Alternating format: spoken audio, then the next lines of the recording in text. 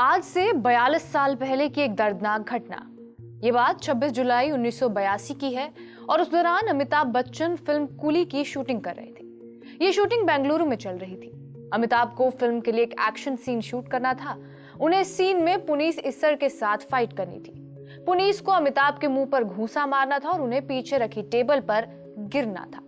Makers ने अमिताभ से कहा था कि वो इस सीन को बॉडी डबल के साथ शूट करेंगे, लेकिन बिग बी ने इसे खुद करने की इच्छा जाहिर की। इसके बाद एक्टर्स रेडी होते हैं, लाइट्स और कैमरा एंगल सेट होता है कि तभी डायरेक्टर बोलता है एक्शन। शॉट कट होता है और सब मुस्कुराकर तालियां बजाने लगते हैं। बच्चन जी के चेहरे पर भी मुस्कान थी, लेकिन तभी उन्हें पेट में हल्का सा दर्द हुआ।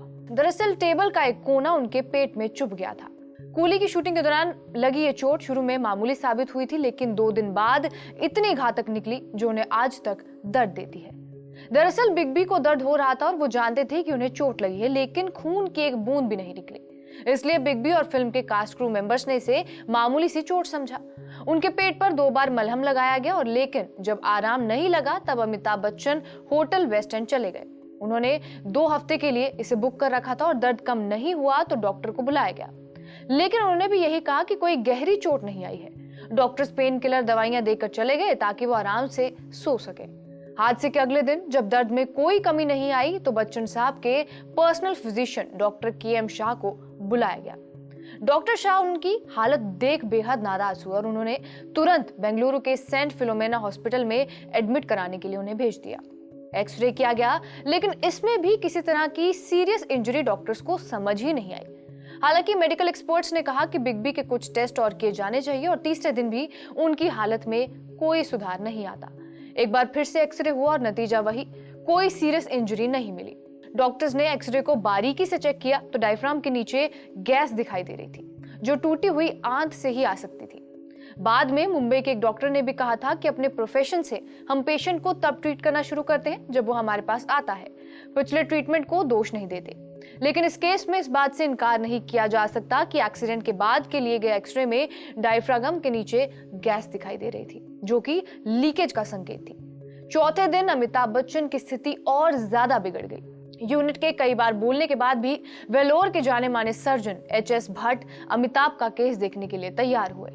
रिपोर्ट देखते ही डॉक्टर भट्ट ने कहा, तुरंत ऑपरेशन करना पड़ेगा क्योंकि इन्फेक्शन बिग बी की बॉडी में फैल चुका है। अमिताभ को तेज बुखार हो गया था और वो बार बार उल्टी भी कर रहे थे। दोपहर 2:30 बजे के करीब उनकी हालत ज्यादा बिगड़ गई और उनकी धड़कन 1 मिनट में 72 की जगह 180 की स्पीड से चलने लगी और वो कोमा में चले गए थे। डॉक्टर्स ने ऑपरेशन शुरू किया और उन्होंने बिग बी का पेट चीर कर देखा तो हैरान रह गए। अमिताभ के पेट की झिल्ली, जो पेट के अंगों को जोड़े रखती है और केमिकल से उन्हें बचाती है, वो फट चुकी थी। छोटी आंत भी फट गई थी। इस स्थिति में किसी का भी 3 से 4 घंटे तक जिंदा रहना भी मुश्किल होता है, लेकिन अमिताभ 3 दिन तक इस कंडीशन से गुजरे। डॉक्टर्स ने पेट की सफाई की, आंत सिली और उस वक्त अमिताभ को पहले से ही कई बीमारियां थी, जैसे कि अस्थमा, पीलिया और उसके कारण एक किडनी भी उनकी खराब हो चुकी थी। 2 अगस्त को अमिताभ बच्चन का दोबारा ऑपरेशन किया गया और ऑपरेशन करीब 8 घंटे तक चला था। उस वक्त बीच कैंडी हॉस्पिटल किसी रेलवे स्टेशन से कम नजर नहीं आ रहा था, लेकिन बिग बी की हालत अभी भी नाजुक बनी हुई थी। 24 घंटे ब्रीच कैंडी हॉस्पिटल के बाहर हजारों प्रशंसकों की भीड़ लगी रहती थी। देश भर में उनके लिए प्रार्थनाओं का दौर जारी था। जया बच्चन खुद जब प्रार्थना करने सिद्धिविनायक मंदिर गई तो देखकर हैरान रह गई कि वहां पहले से ही हजारों लोग अमिताभ की सलामती की दुआ मांग रहे हैं, जिन्हें काबू में करने के लिए भारी मात्रा में पुलिस बल तैनात था। आखिर फैंस और फिल्म इंडस्ट्री के लोगों की उम्मीद रंग लाई और ऑपरेशन के 3 दिन बाद उनकी हालत में सुधार होना शुरू हुआ। पहली बार वो फिजियोथेरेपी, मसाज कराने, वॉकमैन पर हल्का लाइट जज म्यूजिक सुनने और फैमिली मेंबर्स के लिए नोट्स लिखने में सक्षम हुए। इसके बाद जब वो लोगों की बेकाबू भीड़ उनका इंतजार कर रही थी तो ठीक होने के बाद उन्होंने अपने प्रशंसकों का धन्यवाद देते हुए कहा कि जिंदगी और मौत के बीच एक भयावह अग्नि परीक्षा थी और 2 महीने का अस्पताल प्रवास और मौत से लड़ाई खत्म हो चुकी है और अब मैं मौत पर विजय पाकर अपने घर प्रतीक्षा लौट रहा हूँ। घर पहुंचकर उन्होंने हाथ हिलाकर अपने शुभ चिंतकों का शुक्रिया अदा किया।